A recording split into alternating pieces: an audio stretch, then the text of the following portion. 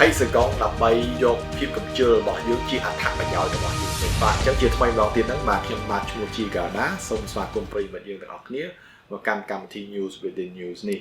អញ្ចឹងប្រធានបទមួយនេះគឺខ្ញុំចង់លើកឡើងមកហ្នឹងដោយសារកាលពីអេពីសូតចាស់ហ្នឹងខ្ញុំនិយាយពីរឿងភាពកំជិលច្រើនដែរពេលយើងដើមឆ្នាំថ្មីយើងចង់និយាយពីរឿងហ្នឹងថាតើយើង overcome ភាពកំជិលរបស់យើងហើយយើងធ្វើ goal setting ថ្មីយ៉ាងម៉េចដើម្បីឲ្យបានប៉ុននៅដើមឆ្នាំឡើងអីចឹងទៅបាទអញ្ចឹងអេពីសូតថ្ងៃនេះគឺខ្ញុំចង់លើកប្រធានបទមួយដែលខ្ញុំយកសភៅ Sean Aker ហ្នឹងគាត់សរសេរសភៅមួយក្បាលហ្នឹងគាត់ដាក់ឈ្មោះ Happiness Advantage គាត់និយាយពី20 second rule 20សកលបងប្អូនប្រហែលជាមិនសូវចាប់អារម្មណ៍20សកល rule ហ្នឹងមែនតើបើសិនជានៅក្រៅប្រទេសគេថា20 second rule មានន័យថាដល់ពេលយើងធ្លាក់ម្ហូបដែលពងញ៉ាំធ្លាក់ម្ហូបលើតុឬមួយក៏លើឥដ្ឋអញ្ចឹងណាអូ20សកលឯង rule 20សកលមកថាភ្លាមយើងយកញ៉ាំមិនបានទេអញ្ចឹងអានៅក្នុងន័យហ្នឹងវាអាចជាប្រធានបទផ្សេងទេក៏តែ20សកលដែលលោក Anchor ហ្នឹងគាត់និយាយហ្នឹងគឺគាត់និយាយពីរឿងថាតើយើងរកវិធីសាស្ត្រធ្វើម៉េចដើម្បីយើងកាត់បន្ថយភាពកំជិលរបស់យើងបានដោយងាយអញ្ចឹងគាត់នឹកឃើញខ្លួនគាត់ផ្ទាល់ហ្នឹង technique របស់គាត់ហ្នឹង20សកលហ្នឹងឯងដើម្បីយកមកចែករំលែកអញ្ចឹងទាំងអស់គ្នាខ្ញុំគិតថាទាំងគេទាំងឯងហ្នឹងគឺយើងតែងតែចង់បានធ្វើអ្វីមួយឯងធម្មតាយើងអារបស់ដែលយើងល្អយើងចង់ធ្វើក៏ប៉ុន្តែតែមានឧបសគ្គរបស់យើងជាទូទៅ default mode របស់យើង default mode របស់យើងមានន័យថាម៉េចគឺថារបស់ដែលងាយរបស់ដែលស្រួលហ្នឹងណាអញ្ចឹងខួរក្បាលរបស់យើងឬមួយក៏ខ្លួនរបស់យើងហ្នឹងចូលចិត្តនៅក្នុង default mode អ្វីដែលស្រួលអ្វីដែលមិនសូវស៊ីពេលច្រើនឡើងអញ្ចឹងយើងចូលចិត្តធ្វើអីដែលងាយស្រួលហ្នឹងប៉ុន្តែរបស់ដែលងាយស្រួលហ្នឹងមិនប្រកាសថាវាផ្ដល់ជាលទ្ធផលវិជ្ជមានដល់យើងទេបាទអ្នកណាគេក៏ដោយក៏ចង់បានខ្ញុំចង់បានទៅហាត់កីឡាក៏តែខ្ញុំខ្ជិលស្លៀកពាក់បែកជើងហើយទៅបើកឡានឬមួយក៏ជិះម៉ូតូទៅហាត់កីឡាត្រូវចាយពេល5 10នាទីទៀតឡើងអញ្ចឹងខ្ញុំខ្ជិលណាស់ហ្នឹងក៏តែបើបានហាត់កីឡាវិញគឺថាល្អមែនតើមកវាហាត់ហើយ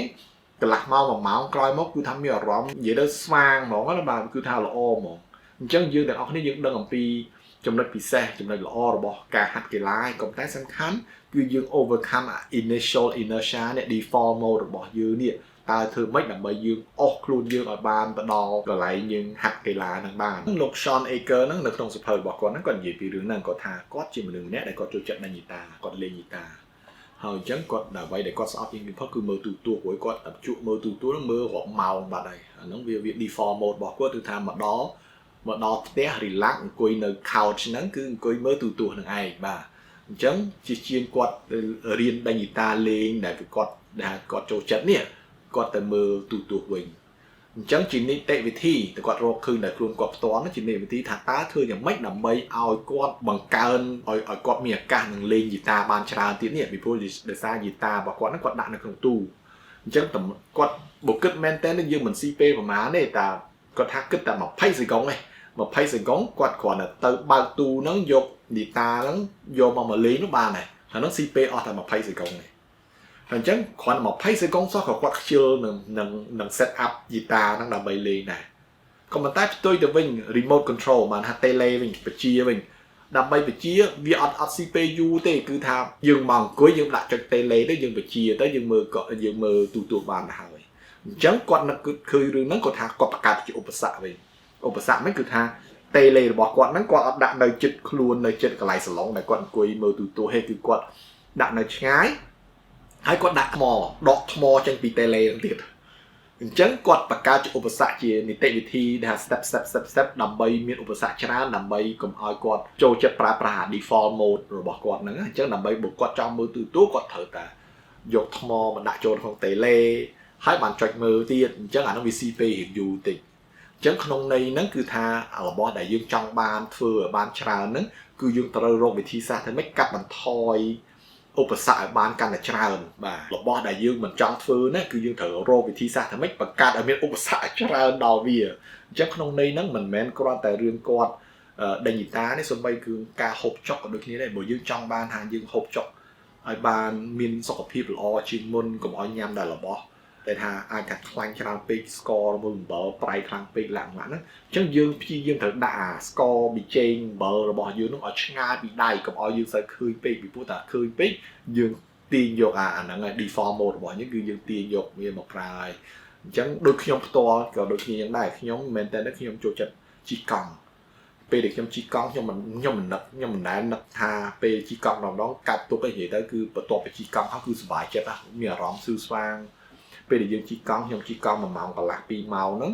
គឺខ្ញុំយកពេលជីកង់ដំណើរហ្នឹងស្ដាប់ audio ទៀតអញ្ចឹងអាចថាស្ដាប់បានចំណេញបានមួយជាន់ថែមទៀតអញ្ចឹងសុទ្ធតែជារឿងល្អហ្មងសុខភាពក៏បានយើងចំណេញទាំងការអប់រំ skill set របស់យើងបង្កើនថែមទៀតឡើងក៏ប៉ុន្តែហេតុអីបានខ្ញុំមិនបានសូវបានជិះកង់មូលហេតុដែលខ្ញុំមិនសូវបានជិះកង់ហ្នឹងគឺ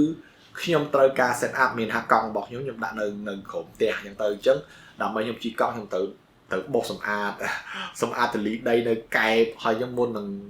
បោសសម្អាតនោះទៀតខ្ញុំត្រូវស្លៀកពាក់យើងថា set up មួកយកមួកជិះកង់ពាក់អាវជិះកង់ពាក់បៃជើងឡាក់ចាអានោះវាស៊ីពេលហើយបើគិតមែនតើស៊ីពេលមិនច្រើនប៉ុន្មានទេប្រហែល3នាទីនេះយ៉ាងច្រើនបំផុតក៏ប៉ុន្តែ3នាទីហ្នឹងវាជាឧបសគ្គមួយដែលធ្វើឲ្យខ្ញុំមិនចង់ទៅជិះកង់អញ្ចឹងក្នុងន័យហ្នឹងមែនតើអាហ្នឹងវាបើយើងនិយាយពាក្យហ្នឹងគេហៅ inertia បើយើងនិយាយមែនតើដូចយើងរុញតេះខ្ញុំរុញតេះពិបាកជាងគេបំផុតអារុញដំបងទីហ្នឹងមុនដើម្បីឲ្យកង់ហ្នឹងវាវិលហ្នឹងគឺយើងត្រូវការចំណាយកម្លាំងច្រើនលើការរុញតេះហ្នឹងក៏ប៉ុន្តែដល់ពេលកង់ចាប់ដើមវិលកង់ហើយយើងមិនសូវចាំបាច់ចំណាយខ្លាំងទេយើងគ្រាន់តែដៃយើង push ធម្មតាក៏អាចទៅមុខដែរអញ្ចឹងអាហ្នឹងពាក្យហ្នឹង inertia អញ្ចឹង inertia វាជាចំណុចទូចមួយឯងចំណុចទូចមួយក៏តែnóជាឧបសគ្គមួយដ៏ធំសម្រាប់យើងមែនតើហ្មងអញ្ចឹងក្នុងន័យហ្នឹងនៅក្នុងឆាកជីវិតរបស់យើងនៅក្នុងជីវភាពប្រចាំថ្ងៃរបស់យើងវិញយើងក្រឡេកមើលយើងយកពេលមើលយើងយកពេលអង្គុយគិតមើលតើ inertia របស់យើងអីគេខ្លះយើងមាន inertia ស្អីគេខ្លះក្នុងជីវភាពប្រចាំថ្ងៃរបស់យើងដែលជាឧបសគ្គដើម្បីយើងអាចមានទម្លាប់ល្អរមូលមានសកម្មភាពល្អមួយអ្វីៗដែលយើងចង់បាននោះអញ្ចឹងយើងមើលអានឹងហើយយើងព្យាយាមកាត់បន្ថយឧបសគ្គនឹងដកឧបសគ្គនឹងចេញឲ្យអស់អញ្ចឹងដក inertia នឹងចេញឲ្យអស់ឲ្យកាន់តែតិចកាន់តែល្អហ្នឹងបាទអញ្ចឹងយើងរកវិធីសាស្ត្រអញ្ចឹងខ្ញុំគិតថាចំណុចហ្នឹងគឺអាចជួយយើងបានច្រើនណាស់ហើយដូចលោក Sean Aker នឹងគាត់និយាយអញ្ចឹងគឺថាចំណាយពេលតែ20សេកុងសោះ20សេកុងអាចធ្វើយើងផ្លាស់ប្ដូរជីវភាពរបស់យើងពីអាក្រក់ទៅល្អបានច្រើនបាទអញ្ចឹងចំណុចនោះមួយគួរតែបងប្អូនគួរតែយើងទាំងអស់គ្នាគួរតែគិតពិចារណាដែរថាតើយើងមាន20សេកុងអីគេខ្លះដែលជួយឲ្យយើងល្អឬមួយក៏20សេកុងខ្លះស្អីគេខ្លះដែលធ្វើឲ្យយើងអវិជ្ជមានហើយយើងមែនតើទៅព្រោះទម្លាប់វាជារឿងមួយល្អក៏ថាបានអាក្រក់ក៏ថាបានដែរបាទអញ្ចឹងយើងត្រូវតែព្យាយាមក្នុងឆាកជីវិតរបស់យើងកែទម្លាប់អាក្រក់របស់យើងនឹងឲ្យមកធ្វើអ្វីមួយដែលអាចថាវិជ្ជមានឲ្យមានលទ្ធផលល្អសម្រាប់យើងវិញអញ្ចឹងស្មាតទោសយើងលើកឧទាហរណ៍ជាក់ស្ដែងមួយទម្លាប់អាក្រក់មួយគឺថាជក់បរិយអ្នកខ្លះបងប្អូនខ្លះគាត់ចូលចិត្តជក់បរិយអញ្ចឹងដល់ម៉ោងគឺថាគាត់កាត់ស្រែព្រោះថាគាត់ដឹងថាជក់បរិយបើនិយាយពីbenefit អីហ្នឹងគឺថា benefit គឺថាជួយទៅវាស្វាងក៏ប៉ុន្តែគាត់ដឹងថាហ្នឹងវាប៉ះពាល់សុខភាពគាត់ដែរក៏ប៉ុន្តែគាត់ទ្រាំបានពីព្រោះឲ្យតែគាត់ stress ទីមកដាក់ពី3កសើចឹងទៅហ្នឹងគឺរួចខ្លួនសម្រាប់គាត់ដែរចាហ្នឹងវាជាទម្លាប់អាក្រក់មួយអញ្ចឹងពេលដែលយើង analyze ពេលដែលយើងដឹងខ្លួនឯងថាអូខេចំណុចអាក្រក់ខ្ញុំពេលដែលខ្ញុំឲ្យតែខ្ញុំ stress អីខ្ញុំទាញបរិយយកមកអញ្ចឹងយើងត្រូវតែលាក់បរិយហ្នឹងធ្វើម៉េចបង្កើតឧបសគ្គឲ្យច្រើនដល់ថាសឹងតែចាក់សោយកបរិយហ្នឹងដើម្បីបានទាញយកមកបរិយមកដើមហ្នឹងមកគឺត្រូវបង្កើតឧបសគ្គឲ្យវាច្រើនមកសម្រាប់យើងមកទៅអញ្ចឹងជួយឲ្យយើងកាត់បន្ថយទម្លាប់អាក្រក់នឹងបានច្រើនបាទដូចគ្នានឹងដែរមានមិត្តភ័ក្តិបងប្អូនខ្លះហ្នឹងគាត់មានទម្លាប់ល្អមួយគឺថាឲ្យតែគាត់អង្គុយតនេ